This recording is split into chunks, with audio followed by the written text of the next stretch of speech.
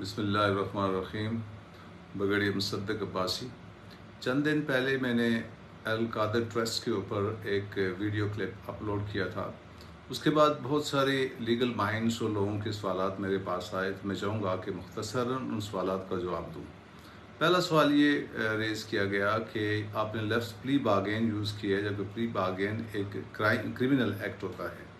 मैंने आम पब्लिक के लिए ये लफ्ज़ यूज़ किया था कि जिस तरह प्ली बार्गेन होती है, ये समझ लीजिए जो लीगल लोग हैं कि ये अकाउंट फ्रीजिंग ऑर्डर के तहत एनसीए नेशनल क्राइम जो अथॉरिटी है, एजेंसी है वहाँ की, उसने क्राइम्स प्रोसीड एक्ट 2002 के तहत ये जो पैसा था, अमाउंट थी, इसको सीज़ किया था। अच्छा, जब इसको सीज़ किया था, सीज़ करने के बाद इसको कोर्ट ने फ्रीज नहीं किया था। कोर्ट फ्रीज तब करती कि एनसीए इसको इन्वेस्टिगेट करती, प्रोसिक्यूट करवाती और फिर कोर्ट जो है इसको फ्रीज करता। तो फिर हमारे पास एक प्रोविज़न मौजूद थी कि हुकूमत पाकिस्तान इस पैसे को अपने ख़जाने में ला सकती थी। एनसीए ने इसके ऊपर फर्दर ना ट्रायल्स की, ना इन्वेस्टिगेशन की, बल्कि इसको उसी पहले स्टेज के ऊपर ही 1 to 1 civil in nature 1 to 1 जो है सिविल प्रोसीड से, आप यहाँ फौजदारी ये नहीं है, ये सिविल केस था और सिविल नेचर में आके सिविल 1 to 1 एग्रीमेंट हो गया। ये जो एग्रीमेंट हुआ, एग्रीमेंट होने के बाद अगर आप देखें तो ये जो पैसे की जो तरसील हुई है वो एनसीए से आया है बैरिया के पास और बैरिया से सुप्रीम कोर्ट के अकाउंट में आया है। ये इसकी तरसील थी टोटल। तो ये लिहाजा कोर्ट ने इसको फ्रीज नहीं किया, सीज नहीं किया, बल्कि इसको एनसीए ने अपने जो पावर्स हैं वो इस्तेमाल करते हुए फ्रीज किया था और एनसीए ने पहले स्टेज में इससे 1 to 1 सिविल नेचर का एग्रीमेंट कर लिया था। दूसरी बात जो सवाल पूछा गया कि आपने कहा कि कैबिनेट ने इसकी पैसेज या रूटिंग की इजाज़त दी। बात यह है कि जो कॉन्फिडेंशियलिटी बॉन्ड था जिसके आप जिसको हमने पैसेज दिया, जिसको हमने अप्रूवल दिया, वो जो बॉन्ड को जब हमने अप्रूव किया, उस कॉन्फिडेंशियलिटी एग्रीमेंट को जब अप्रूव किया, तो उसके अंदर इन बिल्ट ये पैसेज था कि इस पैसे ने किधर जाना है। तो हमने डायरेक्ट, हमारे पास ना लीजन था, ना हमारे पास कोई अथॉरिटी थी गवर्नमेंट के पास कि वो इसकी री रूटिंग या इसको चेंज करता। एक्चुअली कैबिनेट ने सिर्फ अब उस बॉन्ड को, उस एग्रीमेंट को अप्रूव किया और उसकी क्लासेस के तहत जो है वो पैसा सीधा सुप्रीम कोर्ट में चला गया। तीसरा सवाल जो जनरली पूछा जाता कि आपने ये कहा था कि इसको कोर्ट खोल सकती है, तो कौन सी कोर्ट्स खोल सकती हैं?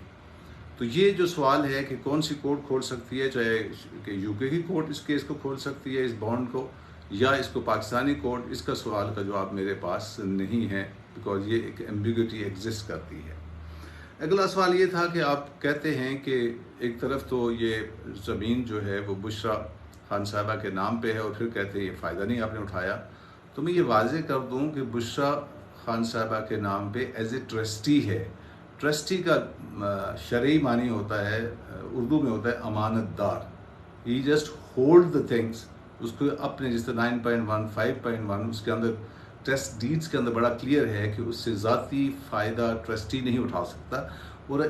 और आप एक दिन में 10 ट्रस्टी चेंज कर सकते हैं। इसका ये मतलब नहीं होगा कि वो जिस ट्रस्टी के नाम पे थी वो उसके लीगल हेयर्स या वो खुद लेके उस ज़मीन को चला जाएगा, बल्कि ये बड़ा क्लियर है कि इस ज़मीन को उसी पर्पज़ के लिए इस्तेमाल किया जा सकता है, जिस तरह मैं पहले कह चुका हूँ कि इसका बेसिक फंक्शन या मिशन इस यूनिवर्सिटी का था, character building of future leadership in the light of science and religion. ये इसका बेसिक जो है टोटल मोटो है इसका। अगला सवाल था जी, आपने कहा कि नैब का केस नहीं बनता। तो मैंने पहले भी वाजे कर दिया है कि इसमें नैब का केस इसलिए नहीं बनता कि सेक्शन 4 की 2 क्लासेस जो सब क्लासेस हैं वो पूरी नहीं की गई। एक तो कैबिनेट का तमाम फैसले जो है वो एग्जेम्प्टेड हैं। दूसरा जो फ़ायदा है क्रिमिनल प्रोसीड्स बेनिफिशरी जो है इसको साबित नहीं किया गया, ना बुशरा खान साहिबा को, ना इमरान खान साहब ने कोई फ़ायदा उठाया। तीसरी बात यह है कि इस डिसीजन को एलिबाई टाइम की भी मौजूद है। टाइम एलिबाई इस तरह से है कि ये 1 साल पहले ज़मीन तकरीबन नाम पे ट्रस्ट के नाम पे आती है और फैसला कैबिनेट 1 साल के बाद करती है। तो ये भी एक बड़ा वेटेज है इस पॉइंट के अंदर। फिर ये एक सवाल पूछा गया कि ट्रायल कोर्ट ने जब कस्टडी दी तो सुप्रीम कोर्ट ने कैसे छोड़ दिया, और नैब ने जो आप कहते हैं इलीगल जो अरेस्ट किया इसको वाजे करें। ट्रायल कोर्ट ने कस्टडी जब दी तो हमने उस वक्त हाई कोर्ट में अपील की कि जनाब वहाँ पे हम लेके गए इस रिक्वेस्ट को कि एक तो कंटेम्प्ट ऑफ कोर्ट हुआ है और सेक्शन 24 की वायलेशन हुई है और ये मैं क्लियर कर चुका हूँ। तो हाई कोर्ट इस्लामाबाद ने एक ही वक्त में दो जो है ना इसके अंदर blowing heart and cold together, एक ही वक्त में सांस ठंडा और गर्म उन्होंने लेना शुरू कर दिया। उन्होंने कहा जी कि कंटेम्प्ट ऑफ कोर्ट तो हुई है, इलीगलिटी हुई है, लेकिन इसके अंदर इमरान खान साहब का अरेस्ट लीगल है। जिस तरह आप ये कहें कि ज़मीन इंक्रोच की गई है इलीगल, लेकिन उसके ऊपर बिल्डिंग जो है वो बिल्कुल सही है, तो ये गलत था। एक इलीगैलिटी के अंदर एक एक्शन लीगल नहीं हो सकता, वो एक्शन भी इलीगल होता है।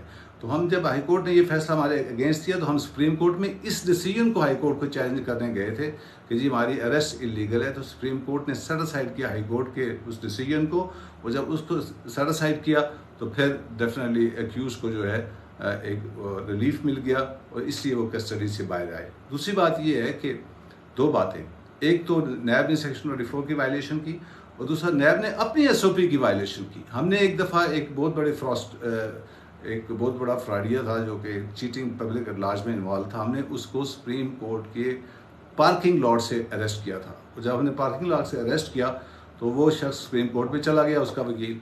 सुप्रीम कोर्ट ने उसको एक तरफ तो फ़ौरन रिलीज़ कराने का ऑर्डर दिए कि आप कंटेम्प्ट ऑफ कोर्ट में नैब इन्वॉल्व हो गई है, और दूसरा 3 महीने तक सुप्रीम कोर्ट हमारे जो है ना चक्कर लगवाती रही, हमारे नाक रगड़वा के। फिर आखिर पे सुप्रीम कोर्ट ने नैब से एक SOP लिखवाई, वो सुप्रीम कोर्ट में आज भी मौजूद है कि हम किसी कोर्ट की premises including the parking lot किसी को भी अरेस्ट नहीं करेंगे।